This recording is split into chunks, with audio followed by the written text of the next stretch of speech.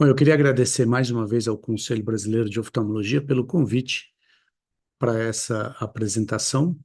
O título da minha apresentação é Regulamentação e Registro de Estudos, e isso faz parte de um curso maior sobre pesquisa científica.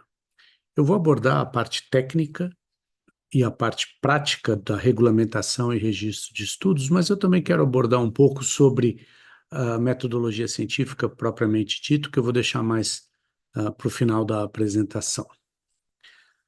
Eu não tenho nenhum conflito de interesse relacionado à apresentação e ética. Eu sou membro do Comitê de Ética em Pesquisa da Universidade Federal de São Paulo. Eu sou coordenador do grupo que estuda a integridade científica na Universidade Federal de São Paulo, na Unifesp, mas nenhum conflito de interesse relacionado a essa apresentação. Eu acho que eu devo começar fazendo a pergunta para aqueles que estão assistindo, né? O porquê você está fazendo esse curso? O porquê você quer ser cientista?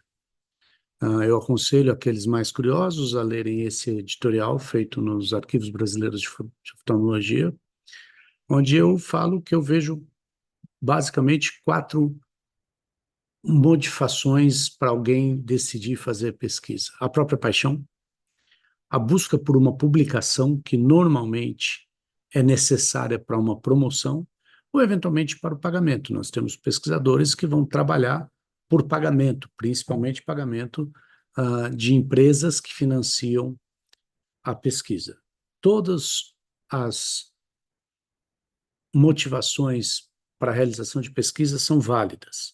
Eu acho que é só importante que cada pesquisador se coloque em alguma dessas categorias. Eu me coloco muito gratamente na paixão. Eu só faço ciência porque me apaixona.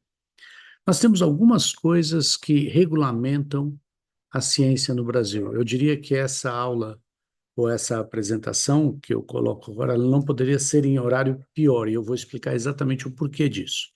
Porque até o momento de hoje nós temos basicamente duas resoluções do Ministério de Saúde e do Conselho Nacional de Saúde, que é ligado ao Ministério da Saúde, que regulamentam a pesquisa com seres humanos. Eu só vou falar da pesquisa com seres humanos. A resolução 466, que é mais voltada para a área de biomédicas, e a resolução 510, que é mais voltada para a área de humanas. Elas são resoluções não excludentes, ou seja, não basear-se em uma resolução não exclui as obrigatoriedades da outra resolução.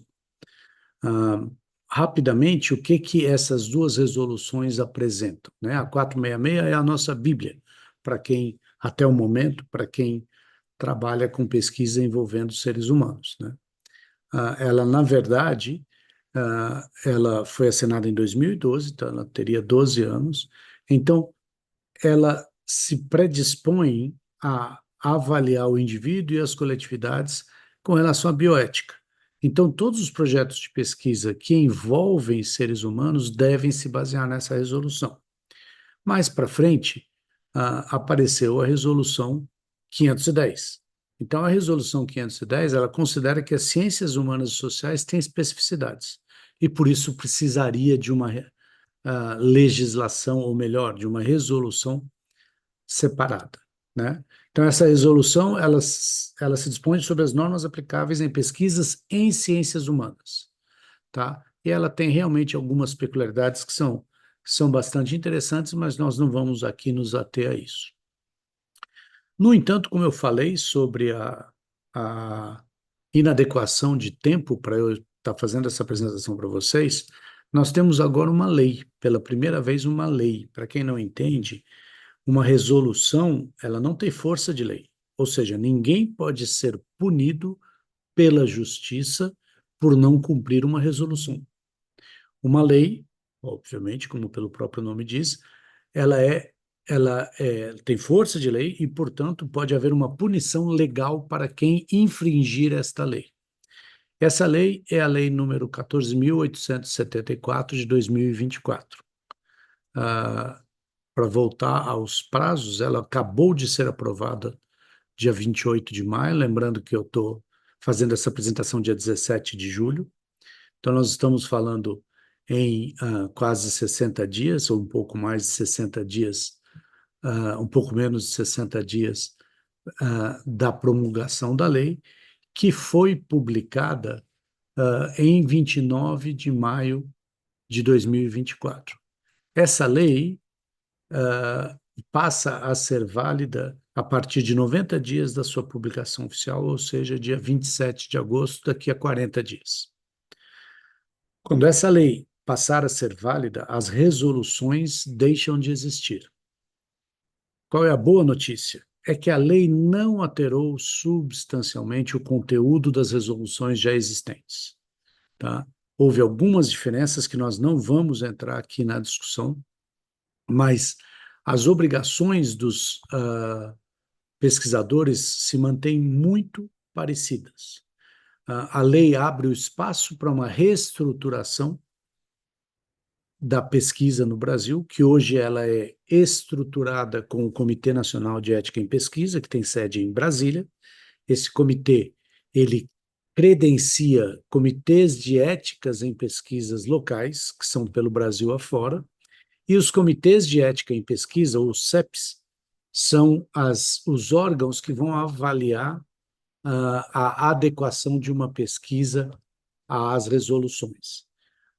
Essa lei permite que essa estrutura seja alterada, nós não sabemos o quão ela vai ser alterada, mas mantém uma estrutura muito semelhante, onde um órgão central vai credenciar órgãos periféricos para o controle da pesquisa realizada.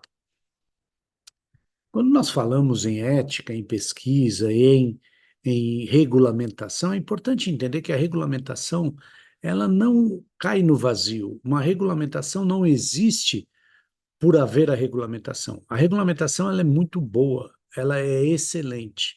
A criação dos comitês de ética no mundo afora, ou a discussão da bioética e da ética em pesquisa, diminuiu em muito as atrocidades que já foram cometidas por nós pesquisadores ao longo da história.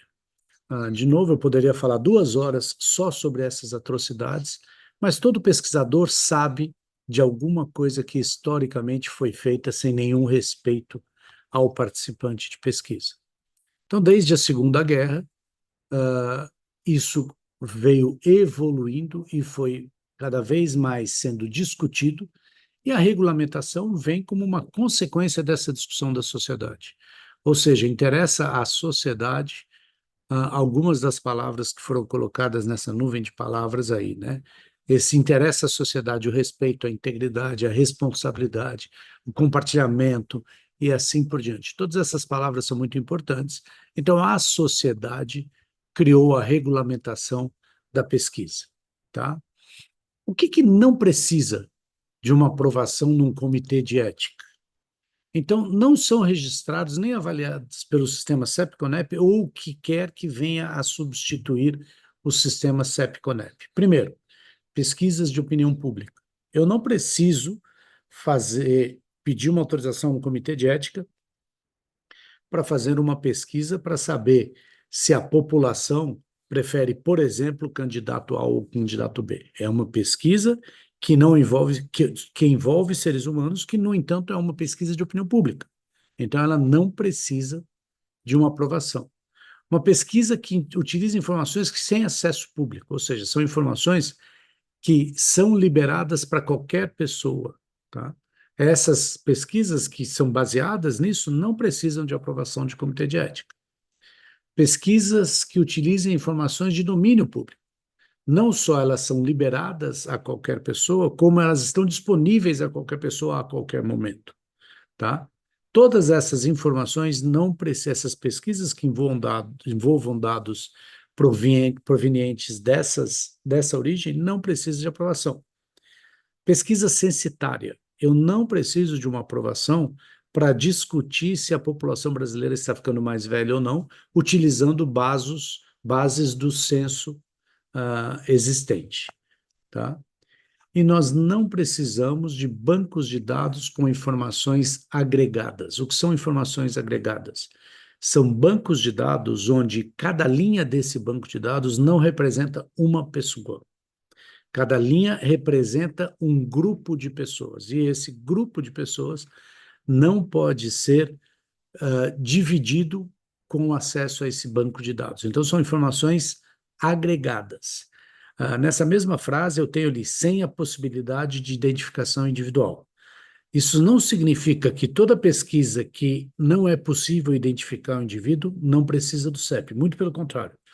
Todas precisam, exceto aquelas que usam bancos de dados que são agregados. Pesquisas que são realizadas exclusivamente para revisão de literatura. Pesquisas com meta-análise, por exemplo, não precisam de aprovação, porque cada pesquisa de literatura já teve a sua aprovação. Pesquisa que objetiva o aprofundamento teórico, ou seja, pesquisas teóricas. Desde que não identifique sujeito, eventualmente uma pesquisa teórica poderia identificar um sujeito, ela não precisa de aprovação. Atividades realizadas com o intuito exclusivamente de educação, ensino ou treinamento. Eu posso, por exemplo, fazer uma pesquisa científica com alunos para o ensino da metodologia científica. Essas não precisam de aprovação. Mas é muito importante entender uma coisa, que é o nosso próximo slide vai adequar. Se essa pesquisa for publicada na forma de um trabalho de conclusão de curso, por exemplo, ou se essa pesquisa, depois de realizada, tem a intenção de ser publicada, ela precisa da aprovação do CEP. E ela vai ser aprovada como uma pesquisa retrospectiva. Lembrem disso. Se tiver finalidade de pesquisa científica, ela precisa de aprovação para começar a ser realizada, tá bom?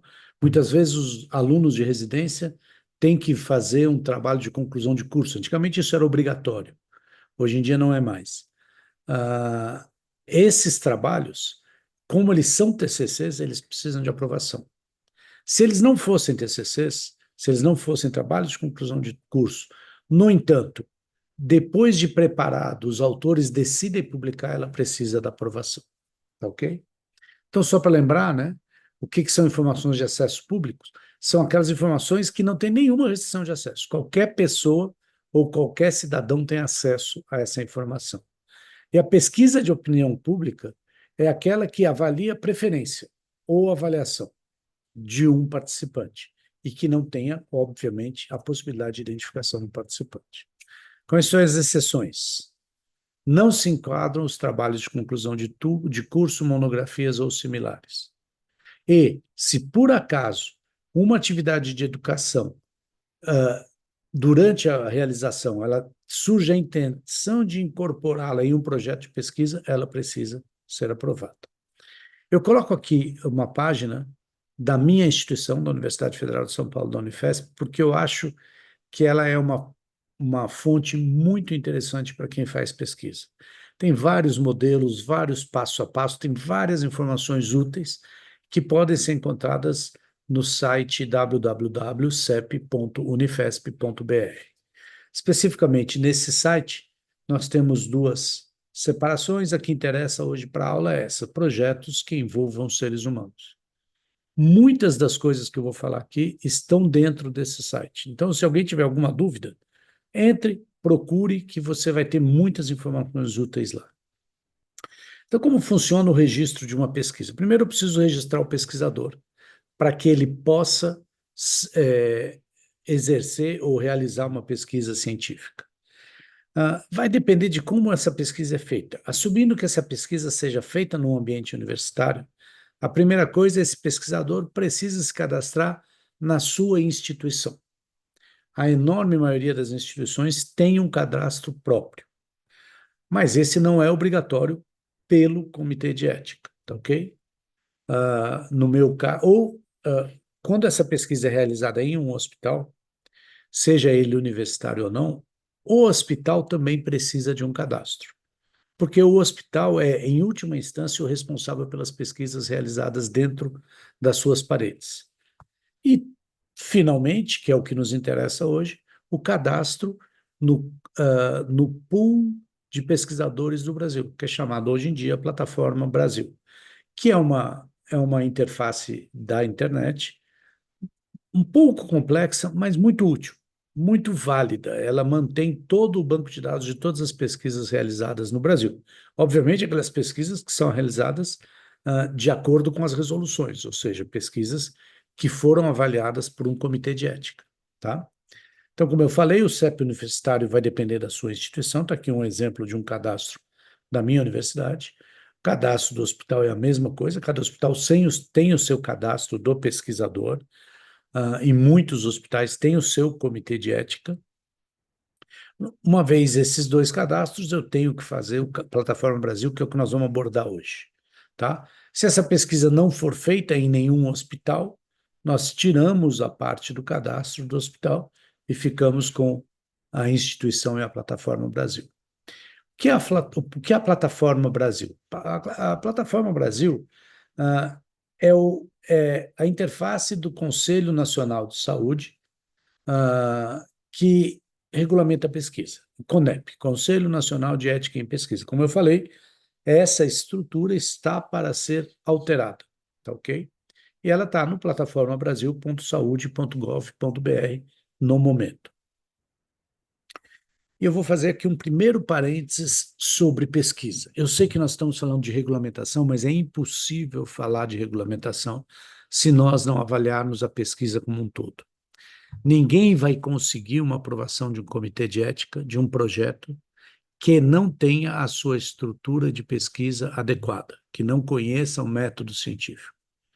Então, faço aqui um pequeno parênteses, que antes de tentar submeter qualquer pesquisa, você avalie o seu método científico. A sua introdução, onde você explica o motivo pelo qual essa pesquisa é necessária, a hipótese, que é uma afirmação, não é uma pergunta, a minha hipótese de o que eu quero testar na minha pesquisa, quais são os objetivos, ou seja, baseado nessa hipótese, o que eu quero com a minha pesquisa, quais são os desfechos. E esse é um problema que normalmente a gente tem muito problema. O que eu vou medir nessa minha pesquisa para considerar se a minha hipótese foi validada ou não validada. Depois eu vou abordar um pouco mais esses pontos que eu tenho certeza já foram muito bem abordados nas outras aulas. A metodologia, onde você descreve detalhadamente tudo o que você vai fazer, e quando nós estamos falando em regulamentação, é importante ter o foco no participante da pesquisa. O que o participante se submeterá, tá ok? E os resultados e conclusões que não entram em projetos que são apresentados. Você pode até falar quais são as suas expectativas em relação aos resultados, mas você não põe resultados em uma proposta de pesquisa. Essa é a primeira página da Plataforma Brasil. Como eu falei, essa início da apresentação é uma apresentação prática, tá? Como vocês veem, ela já cita aqui a resolução 466, a resolução 510, dando links para essas duas resoluções, tá? Ah, obviamente, ele já não me dá a opção de falar que não envolve seres humanos. Se não envolve seres humanos, eu não tenho que pôr na Plataforma Brasil. Até hoje, o único formulário que existe é o simplificado, não existe o completo, e você identifica o pesquisador principal. Isso só acontece depois que você já se cadastrou na Plataforma Brasil. Você pode dar autorização para outra pessoa continuar o preenchimento desse projeto na plataforma. Essa pessoa, obviamente, também já tem que estar cadastrada na Plataforma Brasil. E aí você põe a equipe de pesquisa. Quem é a equipe de pesquisa? Onde todas as pessoas já têm que estar cadastradas na Plataforma Brasil. São todas aquelas pessoas que vão ter acesso aos dados da pesquisa. Você não pode dar acesso aos dados da pesquisa para pessoas que não estejam nessa lista. Porque o investigador principal, no caso, a pessoa que fez o pedido na Plataforma Brasil, ela é responsável pela integridade desses dados. Então, é muito importante a gente saber quem é. Isso não tem nada a ver com autoria. Nem todas as pessoas que estão aqui vão ser autoras do artigo. E, eventualmente, uma pessoa que não está aqui pode ser autora do artigo. Mas isso é uma discussão um pouco mais profunda para a gente ir para frente. Mas lembrem disso. Você tem a opção de colocar a instituição proponente ou falar que não. Se você não faz parte de nenhuma instituição, você pode deixar essa opção em aberto, e deixando em aberto, a CONEP vai determinar um comitê de ética mais próximo ao seu endereço para avaliar o seu trabalho. Pergunta se é um estudo internacional ou não. Nem todos os estudos internacionais precisam de uma atenção maior, não é assim que funciona. Mas aqui sim, a segunda página, ele me pergunta se essa pesquisa é de uma área temática especial. Até o momento de hoje, as áreas temáticas especiais têm que ser avaliadas pelo Comitê Nacional, ou seja, central. O Comitê de Ética faz todo o trabalho braçal, mas a aprovação final é o Comitê Central. Isso foi uma das coisas que foi alterada pela lei, mas como ainda não foi implementada, nós não sabemos como que vai funcionar. Saberemos em 40 dias. Então, áreas temáticas especiais são genética humana, equipamentos e dispositivos terapêuticos novos ou não registrados, ou seja, se eu vou testar um aparelho que não é registrado pela Anvisa, que é quem registra aparelhos médicos no Brasil. Novos procedimentos terapêuticos invasivos. Ou seja, eu quero inventar uma cirurgia. O Comitê de Ética, ele não avalia o ato médico. E eu estou falando aqui, na maioria, para médicos nesse curso. Você tem o direito a fazer qualquer procedimento médico com o seu paciente. O controle da sua atitude como médico é feito pelo Conselho Federal de Medicina e o Conselho Regional de Medicina. O Comitê de Ética não tem nada a ver com isso. Se você decide fazer pesquisa desse procedimento, aí sim o Comitê de Ética uh, é quem vai avaliar. Portanto, se você inventou uma cirurgia e o seu conselho achou que isso é ok, e muitas vezes ele pode achar, principalmente quando é num caso único, né? Obviamente que você entra para cirurgias que você tem que fazer um procedimento que nunca foi descrito antes. Não tem problema nenhum. Se você quiser fazer uma pesquisa mostrando os seus resultados nessa cirurgia que você inventou, isso vai pelo Comitê de Ética e, mais do que isso, até o momento de hoje, tem que ir para o Comitê Central. Qualquer estudo que envolva populações indígenas tem que ir para o Comitê Central. População indígena, ela é protegida, assim como as crianças são protegidas pela pesquisa científica, tá? Geneticamente modificados e pesquisa que são patrocinadas no exterior, tá? Então, essas pesquisas que são patrocinadas, seja no Brasil ou no exterior, elas têm que ir para avaliação central, ou seja, são chamadas áreas temáticas especiais, tá? Passando isso, assumindo que nós não fomos para uma área temática especial, e mesmo se formos, não muda nada a continuação do processo, você vai ser feita perguntas, onde que é a área de conhecimento dessa pesquisa, então, no nosso caso, áreas de ciências de saúde, e aí, de acordo com a OMS, se é um estudo clínico, clínico aqui não é o contrário de cirúrgico. Clínico quer dizer que tem como objetivo o tratamento de pacientes. Ou se é de ciências básicas, se é de ciências sociais, se é de saúde coletiva ou saúde pública, quando muitos de nós podemos fazer. Cuidados de enfermagem para prevenir, controlar ou aliviar condições clínicas e outros, tá? Aí ele pede um título da pesquisa, o título público, que todo mundo vai saber. Esse título é importante que ele seja adequado. Aí entra de novo, como eu falei na metodologia, porque o revisor, ele vai ver o título do seu artigo e depois vai ver o que você está fazendo. Se o que você colocou no título não é o que você colocou na sua metodologia, ele vai ficar em dúvida se você está fazendo uma metodologia diferente daquela que você propôs ou se o seu título está inadequado. Aí ele pede um acrônimo, que seria um título diminuído, né? E você pode também colocar um título diferente do título principal para o título público.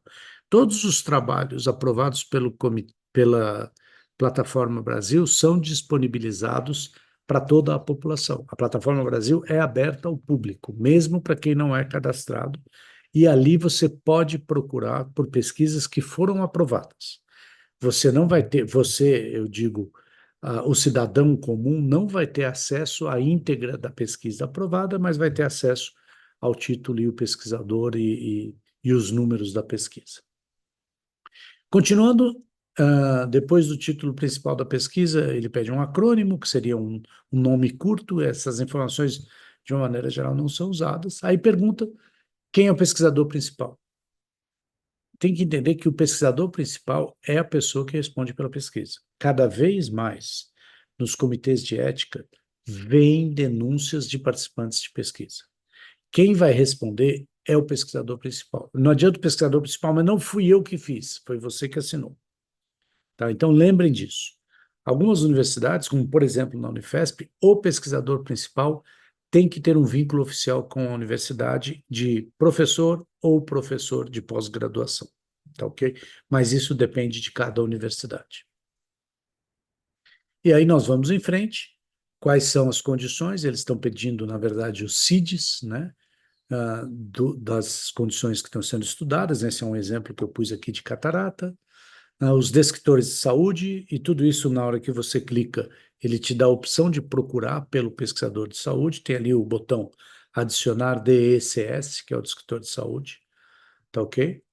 Ah, e aí você coloca, como eu falei, outros CIDs, outros descritores. Tá ok? O próximo passo. Se o estudo tiver intervenção, ele vai perguntar qual é o tipo de intervenção que vai ter. Se ele não tiver intervenção, nós vamos passar para outra parte. Quando ele tem intervenção, se é fase 1,5, 2, 3, 3 ou 4, ou seja, isso, de novo, está sendo apresentado em outras as aulas. A plataforma Brasil pede especificamente se haverá uso de placebo. Eu vou fazer mais um parênteses aqui interessante. O Brasil não é signatário das últimas versões da Declaração de Helsinki, no meu entender, com muito louvor, porque as últimas declarações de Helsinki, elas atenuaram a exigência de não utilização de placebo. E o Brasil resolveu não assinar. Por quê? Vamos supor que nós descobramos uma droga que previne o infarto. No entanto, ou melhor, que previnem o aumento de colesterol. Nós temos hoje inúmeras drogas que previnem o aumento de colesterol. E eu quero saber se essa nova droga é boa ou não. Eu tenho duas opções: comparar com um placebo ou comparar com as drogas existentes. Não é ético eu comparar com um placebo, porque já existem drogas eficazes. Eu estaria submetendo o participante de pesquisa a um risco desnecessário. Tá? Então, por isso que há essa pergunta muito específica: vai fazer o uso de placebo? Vai. Por que que vai usar? Porque não existe outra opção. Se existir outra opção, ele não vai ser aprovado. Tá ok?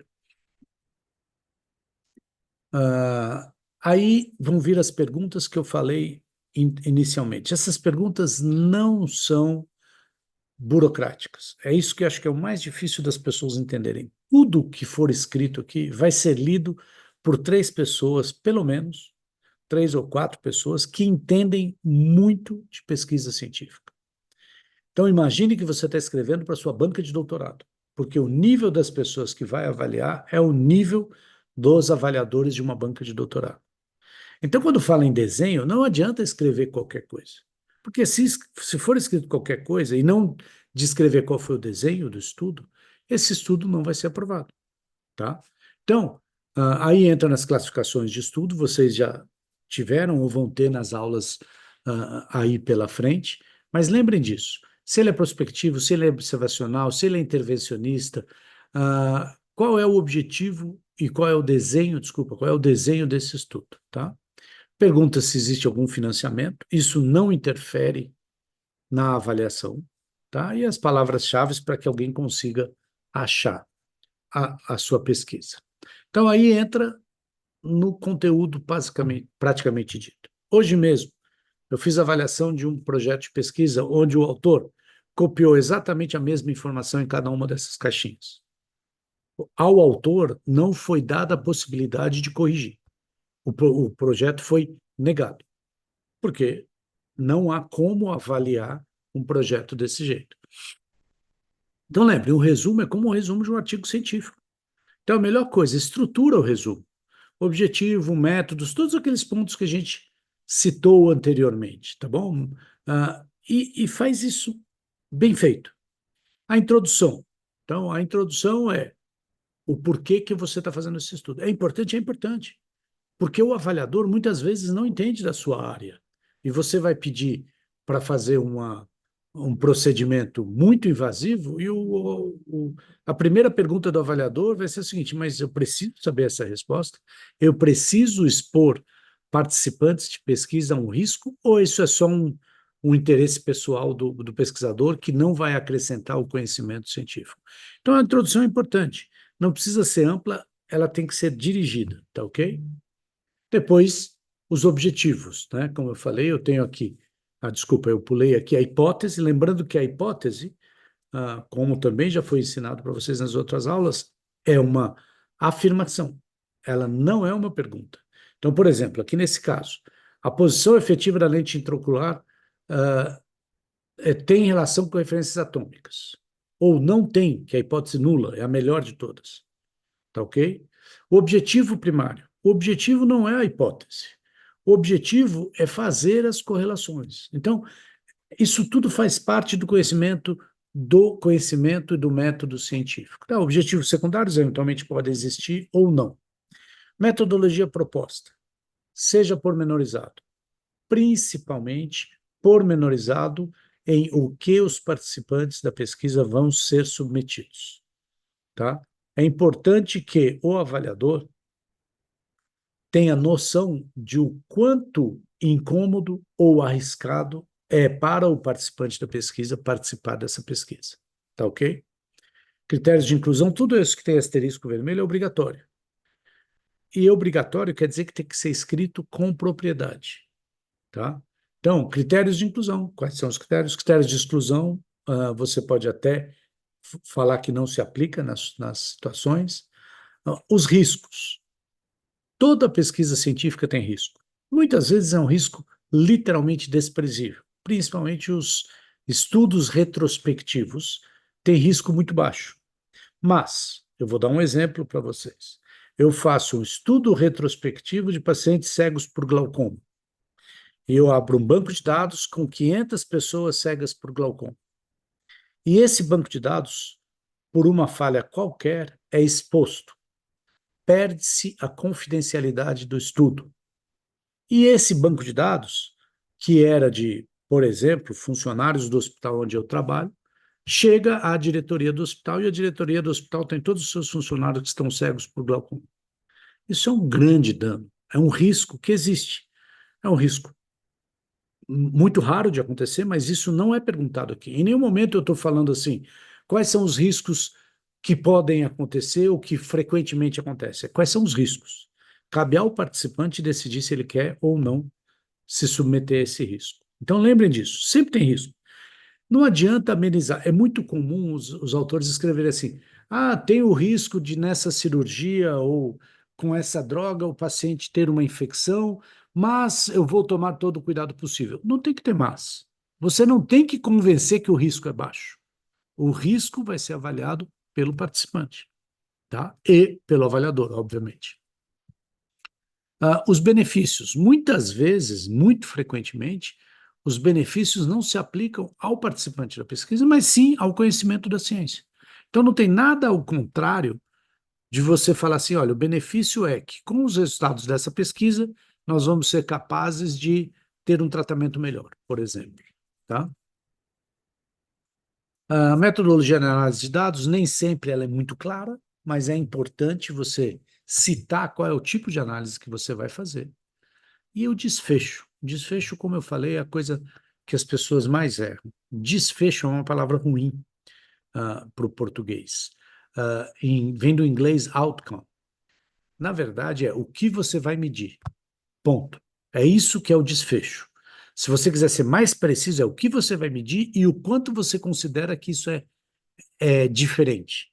Por exemplo, eu estou medindo o número de infecções depois de usar uma técnica de antisepsia. Então, qual é o desfecho? Número de infecções para cada 1.000 cirurgias, por exemplo.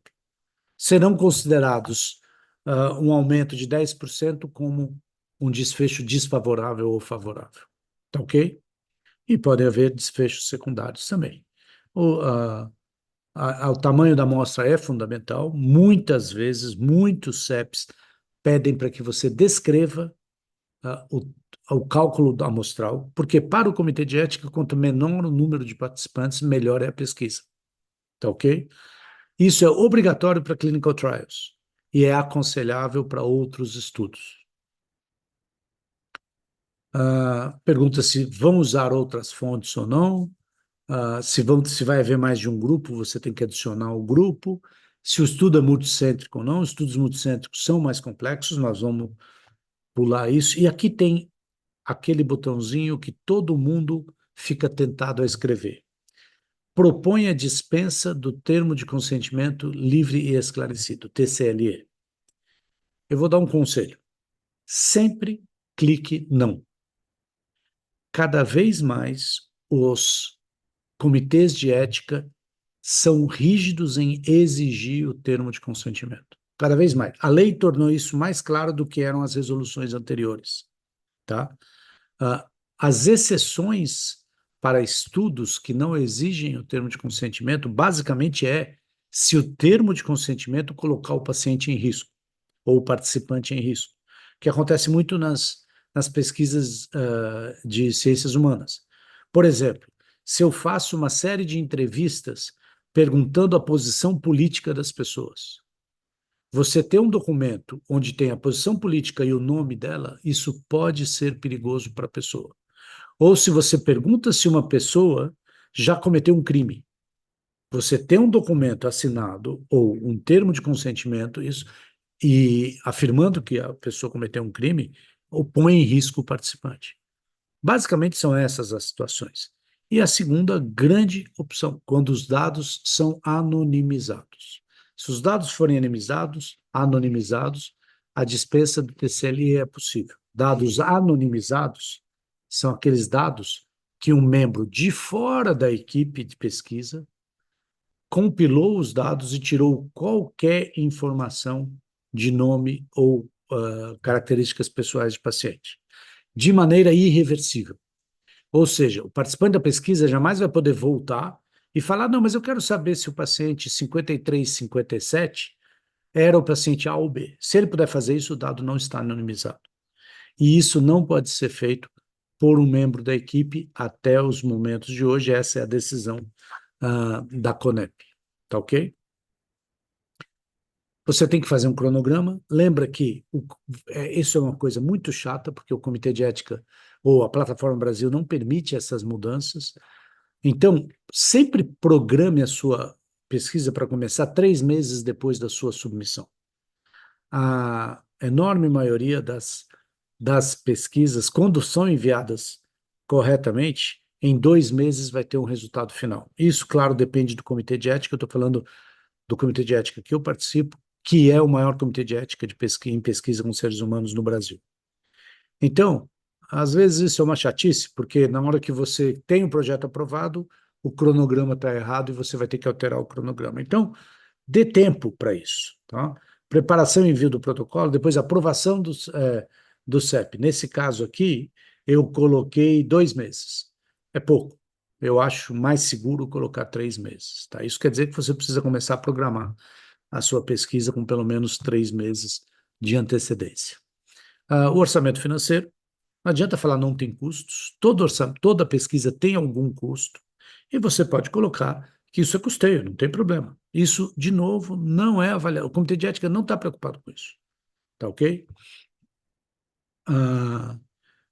Aqui, por exemplo, outras informações justificativas, eu coloquei aqui o cálculo amostral e a bibliografia. Uma vez feito isso, tem uma pequena burocracia, não é uma burocracia, vamos dizer, um truque aqui no Comitê de Ética, ou na Plataforma Brasil, do jeito que ela é hoje. Que depois que você preencheu tudo isso, você vai e imprime a folha de rosto. Quando você imprime a folha de rosto, até o momento atual, isso com certeza vai ser alterado. O responsável pela instituição aonde você está trabalhando e que, eventualmente, pode ser o seu próprio consultório, vai precisar assinar essa folha de rosto. Essa folha de rosto, com uma assinatura física, vai, então, ser escaneada e vai ser anexada num segundo tempo. Então, é impossível você acabar a submissão de um projeto na plataforma Brasil sem que você tenha que assinar essa folha, tá ok? Lembrando que você vai anexar os documentos externos, alguns obrigatórios, como a brochura, que é o projeto detalhado, ele tem que ser exatamente idêntico, tudo aquilo que você escreveu no formulário online. O cronograma é obrigatório e o TCLE é obrigatório. Quando for crianças, você tem que ter o TALI, que é o termo de assentimento livre e esclarecido, que é feito para crianças. Então, na hora que você acaba tudo isso, você põe imprimir a folha de rosto. A folha de rosto vai sair assim. Tem o nome da pesquisa, tem todas as informações. E aqui quem assina? A instituição proponente, nesse caso era o Dr. Paulo Schott, que era o chefe do meu departamento na época.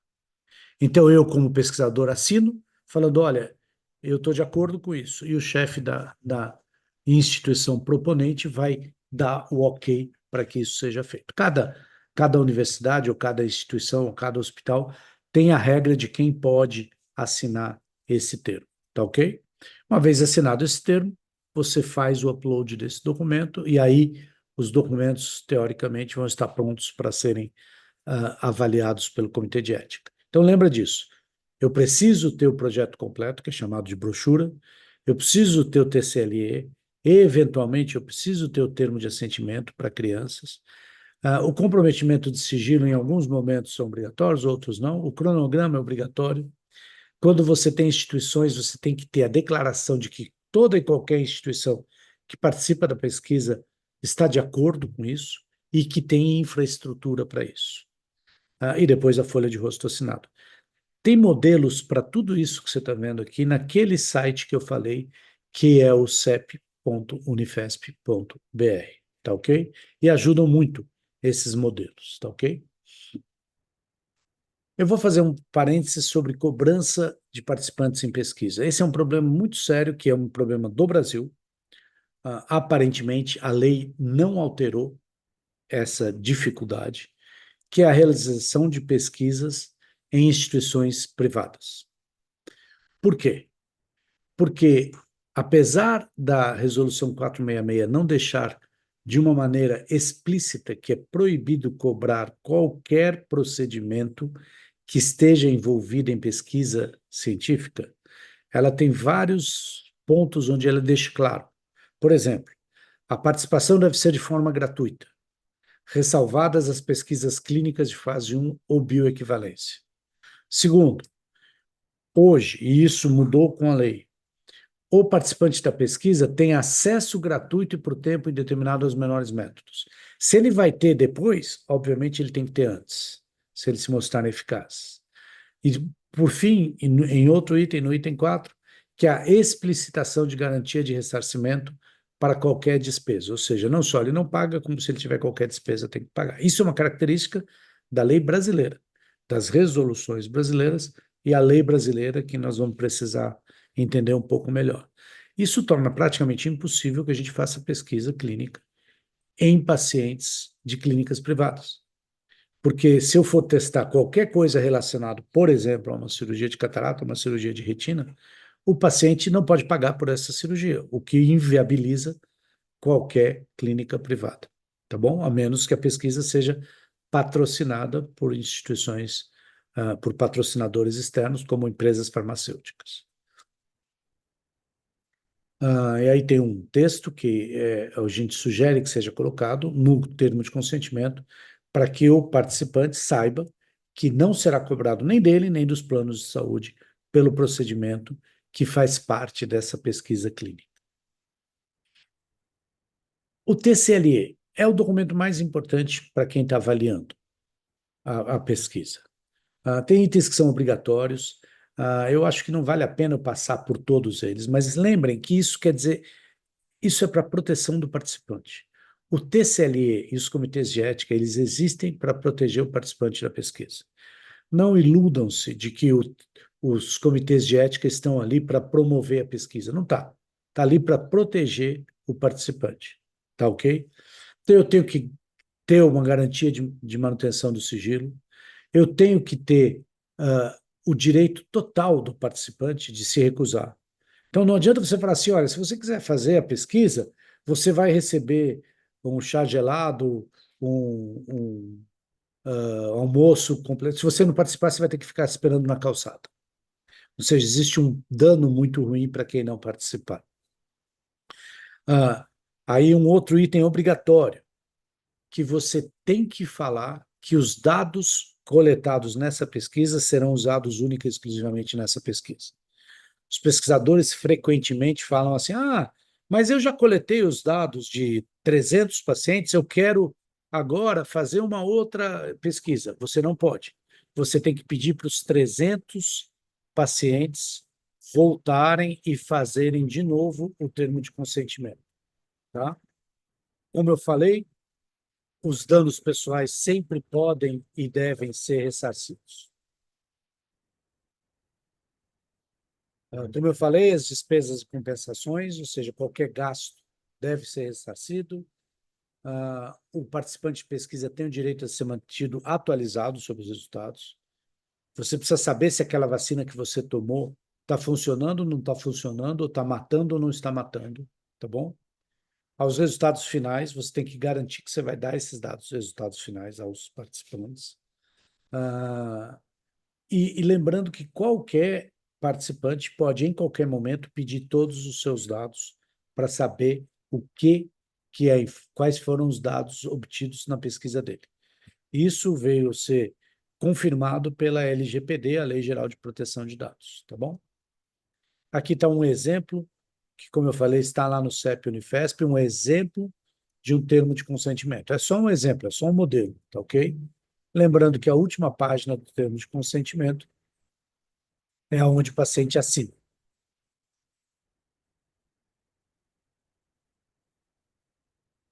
Eu vou fazer aqui um pedido para vocês, adote um relator. Os relatores dos comitês de ética pelo Brasil afora trabalham muito, gratuitamente, e sempre tentando resolver o problema. Nenhum relator está lá para gerar problema. Quanto mais problema o relator gera, ele gera para ele mesmo. Então, o sonho de todo relator é aprovar todos os projetos na primeira vez que avalia, porque aí o meu trabalho é mais rápido. Então, pensa nisso. Quando for mandar um projeto, capricha, faz direito, que vai ser mais rápido. Quanto mais tempo um relator perde com o seu projeto, mais ele vai atrasar nos outros projetos. Tá? Lembrando que os relatores têm 30 dias para avaliar um projeto que foi submetido adequadamente. É muito comum falar assim, mas o meu projeto está há 6 meses. Não, ele não está há 6 meses. Ele está há 6 meses porque ele foi avaliado 4 vezes e 4 vezes você demorou 30 dias para pôr a resposta e o relator tinha mais 30 dias para responder. Então, lembrem disso. Quanto mais rápido a gente for, melhor é para todo mundo. Então, ajude um relator, tá bom? Eu vou agora rapidamente abordar algumas dicas que eu acho que são importantes na estruturação de um artigo científico, né? Segundo Auguste Rodin, né, o pensador foi feito porque é aquela hora que o ser humano se distingue dos animais, que ele para de pensar em coisas medianas e começa a exercer as funções de conhecimento e de elucubração e de questionamento. Então vamos lá. A base do raciocínio clínico. Eu tenho um problema, introdução, eu tenho uma hipótese, eu tenho um objetivo e eu tenho um desfecho. Então vamos usar exemplos aqui. Um problema, infecção. Qual é a minha hipótese para esse estudo científico? Antibiótico intraoperatório não diminui a infecção. Isso é uma hipótese nula. Tá ok? Qual que é o objetivo da minha pesquisa científica? Avaliar o efeito do antibiótico. Qual desfecho eu vou utilizar nessa pesquisa científica? O número de infecções. Eu tenho que saber, quando você for fazer um projeto científico, pensa nesses 4 pontos. Então, a hipótese nula, que os estatísticos chamam de H0, é a hipótese que deve ser negada. Ou seja, eu afirmei ali, o antibiótico intracameral não diminui a incidência de infecção. Essa é a minha hipótese nula. Se eu conseguir provar que a minha hipótese está errada, quer dizer que o antibiótico diminui. Não é ao contrário. A minha hipótese não é assim. O antibiótico diminui, eu vou provar que ele diminui. Eu tenho que provar o contrário do que eu fiz de hipótese. Essa é a maneira correta. Então, a hipótese nula é a hipótese a ser negada. Tá ok?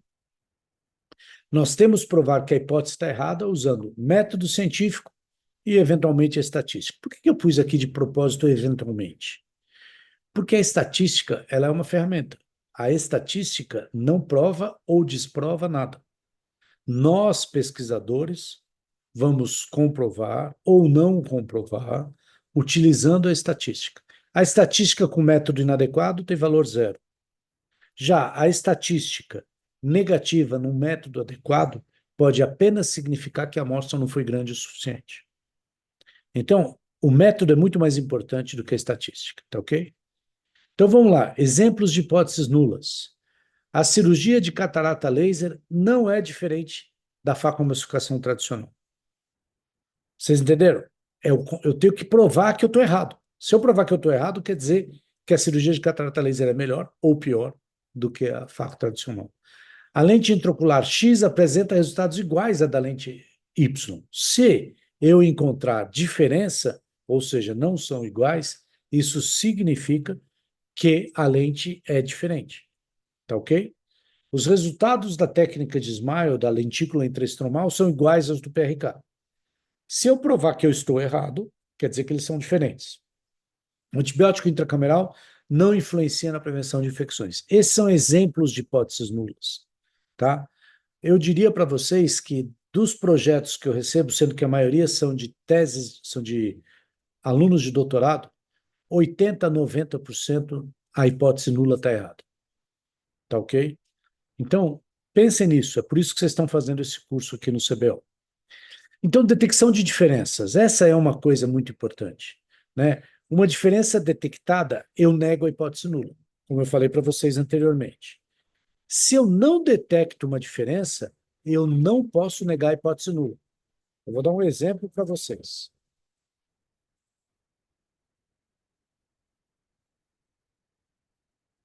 Eu utilizei um antibiótico intracameral e o nível de infecções não foi estatisticamente ou clinicamente significantemente diferente entre os dois grupos. Isso não quer dizer que o uso do antibiótico intracameral e o não uso tem o mesmo efeito. Então, nós nunca falamos assim, não há diferença. Eu falo, não foi detectada uma diferença. Como eu falei, isso pode não ter sido detectado porque a amostra era pequena, por exemplo. Então, lembrem disso. Eu provo quando eu tenho uma diferença. Se eu não tenho uma diferença, não quer dizer que são iguais. Quer dizer que eu não fui capaz de detectar esta diferença. Tá ok? Tenho certeza que isso foi abordado nas outras aulas. Eu estou pondo isso de uma maneira muito resumida. Então, por exemplo, não detectamos diferenças entre a LIO X e a lente Y. Não significa que elas sejam iguais. Tá ok? Significa que nós não conseguimos, neste estudo, com essa amostra, negar a hipótese delas serem iguais. Tá ok? Não significa que são iguais. Então, isso é uma base do conceito do conhecimento científico. O conhecimento científico ele evolui negando hipóteses e nunca confirmando hipóteses. Tá ok? Lembrem disso. Essa é a base do raciocínio científico. Sempre vai existir alguma diferença. Qualquer coisa que você testar, você consegue detectar uma diferença estatisticamente significativa.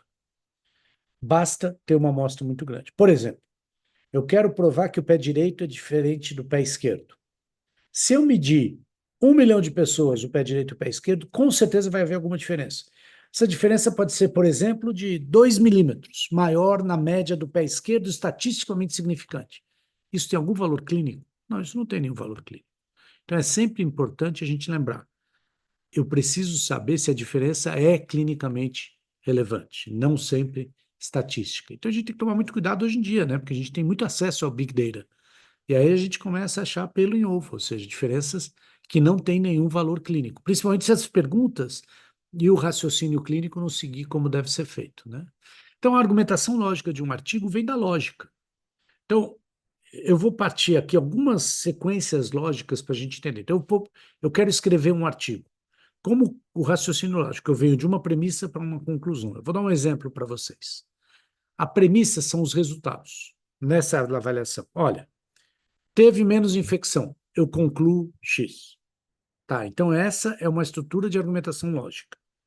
Vamos ver. Então, aqui no caso foi a incidência de endoftalmite foi menor no grupo que usou antibióticos no intraoperatório. O uso de antibióticos no intraoperatório diminui o risco de endoftalmite. Entra o portanto. Essa é a sequência lógica, tá ok? Mas agora eu vou para uma discussão do meu próprio artigo.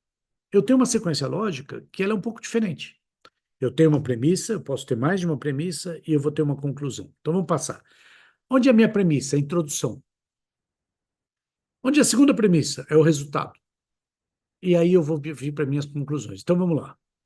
Nós precisávamos saber se o risco da endoftalmite é menor em usuários de antibióticos, por causa de A, B, C ou D.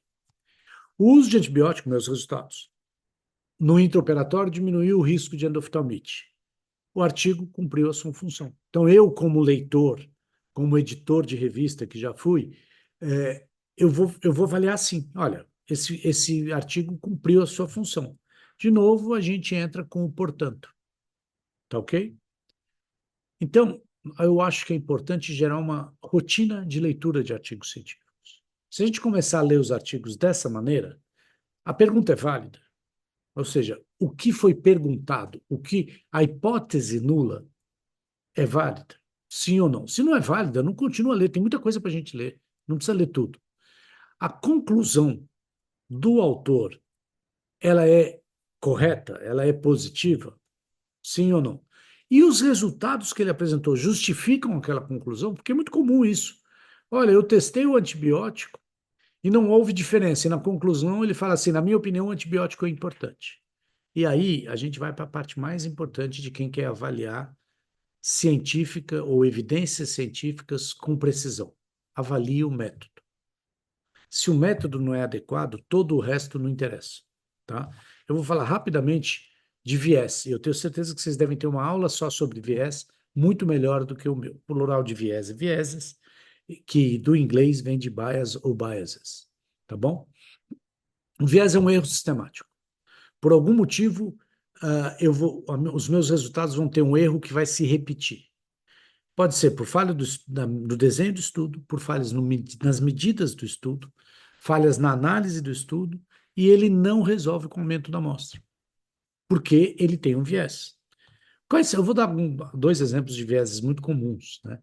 Esse é um viés que foi detectado por Abraham Wald nos aviões de guerra, onde ele avaliou aonde os aviões que voltavam abatidos da guerra, eles eram uh, recebiam tiros. E aí os gráficos dele são viés de seleção. Então ele pegou todos os aviões que voltaram depois de terem sido abatidos e mediu onde ficavam os tiros. E aí ele reparou que os tiros eram nessas regiões. A conclusão dele é que as partes que precisavam ser mais protegidas do avião eram essas que estão aqui com os pontinhos vermelhos. Qual que é o viés da seleção? Porque vocês estão vendo que as turbinas, ou as hélices, no caso, não foram afetadas pelos tiros dos aviões que voltaram, por uma questão muito simples. Porque aqueles aviões que receberam tiros na hélice ou nas turbinas, esses aviões foram abatidos e não voltaram. Eles caíram. Tá? Então, esse é um exemplo de viés de seleção. Então, a gente tem que saber exatamente qual é a nossa população. E outro que eu acho que é muito comum é o viés de medida, né? A importância da régua. Por que eu falo isso? Eu vou dar um exemplo para vocês e isso eu acho que resolve o problema. É muito comum assim, olha, eu estou estudando ah, a evolução do ceratocone e estou usando a evolução da paquimetria e usei um paquímetro X. Aí eu pergunto, mas o quanto esse paquímetro X mede? E o quanto a evolução do ceratocone vai alterar essa paquimetria? Ou seja, se eu usar uma balança para pesar pessoas eu não vou detectar uma diferença de uma pena. Então, lembrem disso. As réguas são muito importantes, tá bom? E por que eu estou falando tanto do que a gente tem que avaliar criticamente a literatura? Uma frase de um dos meus grandes professores, Rubens Belfort Jr. Não me diga o que eu devo saber, me diga o que eu não preciso saber. E se eu for capaz de detectar rapidamente que aquilo não é útil, eu não vou perder meu tempo com aquilo.